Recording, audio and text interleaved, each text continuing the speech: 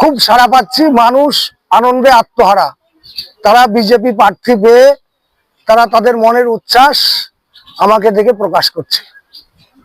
মানুষের কাছে কোন ইস্যু নিয়ে আপনারা ভোট চাইতে যাচ্ছেন? সার্বিক উন্নয়ন আর এই দুর্নীতির বিরুদ্ধে লড়াই। যে তৃণমূল সরকার এতদিন ধরে দুর্নীতি করছে, সেই দুর্নীতির বিরুদ্ধে লড়াই।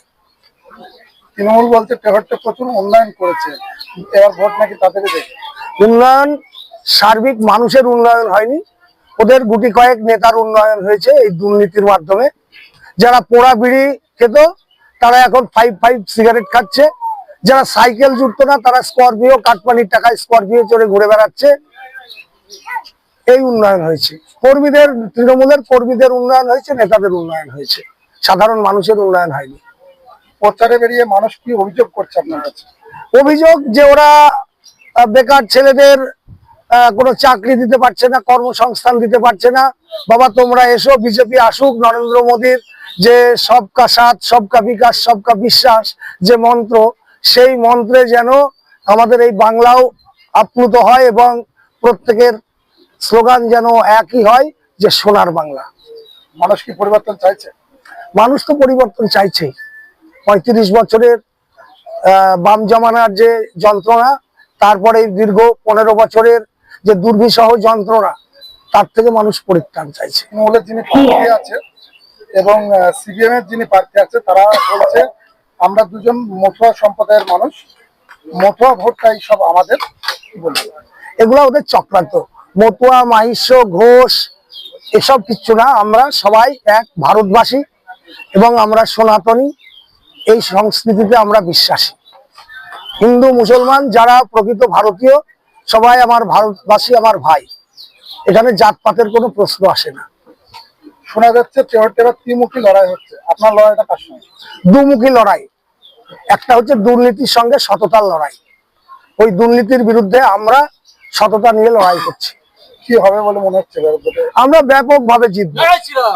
লোকসভা ভোটে যে লিড ছিল, এই বিভিন্ন পারিপার্শ্বিক যে ঘটনা বাংলাদেশ মুর্শিদাবাদে ঘটছে, রিসেন্ট মালদায় ঘটলো, তার ফলে এই সনাতনী মানুষরা, রাষ্ট্রপ্রেমী যারা মানুষ, তারা বুঝে গিয়েছে যে এই সরকার যদি থাকে তাহলে পশ্চিমবঙ্গ আর পশ্চিমবঙ্গ থাকবে না, পশ্চিম বাংলাদেশে পরিণত হবে। তাই মানুষ চাইছে এই দুর্বিষহ জঙ্গল রাজ যে চলছে সেটাকে উপড়ে ফেলে এখানে সোনার বাংলা প্রতিষ্ঠা করতে। আপনি নির্বাচিত হলে তেহট্টবাসীর জন্য কি করতে চান? তেহট্টবাসীর অনেকগুলো দাবি দীর্ঘদিন ধরে করে আসছে। যেটা প্রথম দাবি ছিল যে একে পৌরসভা করে সর্বোচ্চ যে পরিষেবা, সেই পরিষেবা দিতে হবে। সেটা আজ পর্যন্ত কোনো রাজনৈতিক দল বা সরকার দিতে পারেনি। আমরা এলাকার যে হসপিটালগুলি আছে সেগুলি কোনো পরিষেবা নেই, ওখানে দালাল রাজ চলছে। তৃণমূল নেতারা হসপিটালটাকে তাদের পার্টি অফিসে পরিণত করেছে। তাই স্বাস্থ্যটা যাতে আবার হয় সে ব্যবস্থা করতে হবে। আর তেহট্টবাসী এবং আমার পলাশীপাড়া কেন্দ্রের সাধারণ মানুষ চাইছে যে জলঙ্গি সেতুর উপরে একটা পাকা ব্রিজ, যেটা মানুষ যাতায়াত করবে এবং সুখভোগ করবে। আর আরেকটা সবচাইতে বড় ইস্যু আছে, আমাদের সুদীর্ঘ যে সড়ক পথ করিমপুর পর্যন্ত, সেই করিমপুর পর্যন্ত সড়ক পথটাকে আমাদের রেলপথে জুড়তে হবে। তার কারণ এখানে কৃষিভিত্তিক যে ফসল হয় বা সবজি হয়, সেগুলো আমরা যাতে ন্যায্য মূল্যে দূর দূরান্তে পাঠাতে পারি এবং কৃষক তার সঠিক মূল্য পায়, সেই ব্যবস্থা। এবং রুগী নিয়ে এবং ছাত্রছাত্রীরা যে বাইরে কলকাতায় পড়তে যায়, তার অনেক সুবিধা হবে। এইগুলো মানুষ চাইছে যে সার্বিক উন্নয়ন। সাধারণ মানুষের উদ্দেশ্যে কি বলবেন? সাধারণ মানুষ আমাকে বলছে, আমাদের কিছু বলতে হচ্ছে না।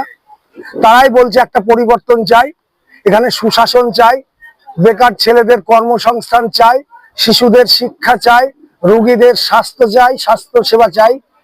এই মানুষের চাহিদা। আর আমরা বলছি আমাদের পশ্চিমবঙ্গ যদি বিজেপি সরকার প্রতিষ্ঠা করব আমরা 5ই মে, তারপরে ডাবল ইঞ্জিন সরকার এনে এই ভারতবর্ষের যে ডাবল ইঞ্জিন সরকারের সুবিধা অন্যান্য রাজ্যগুলি পাচ্ছে, পশ্চিমবঙ্গ সেই ডাবল ইঞ্জিন সরকারের সুবিধাগুলো পাবে এবং মানুষের চাহিদা পূরণ করবে। ভারত মাতা কি জয়, জয় শ্রীরাম।